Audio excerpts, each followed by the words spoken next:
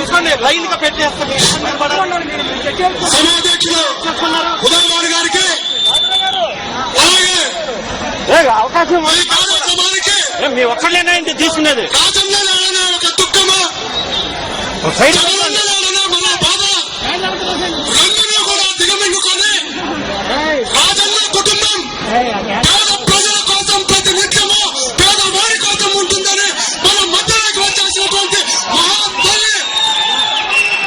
విజయమ్మ గారికి అలాగే వేదిక మీద ఉన్నటువంటి తదితర పెద్దలందరికీ కూడా ముందుగా స్వాగతం తెలియజేస్తూ మిత్రులారా, ఈ రోజు ఈ రాష్ట్రంలో జరుగుతున్నటువంటి విద్యుత్ కోతలకు నిరసనగా విజయవాడ నది పట్టులో చేస్తున్నటువంటి దీక్ష ప్రజల మధ్యలో పేదవాడి మధ్యలో పేదవాడి కూలీలు కార్మికులు పడుతున్నటువంటి కష్టాలను చుట్టాలనే ఉద్దేశంతో దీక్షలు చేస్తూ ఉంటే ఈనాడు 9 సంవత్సరాలు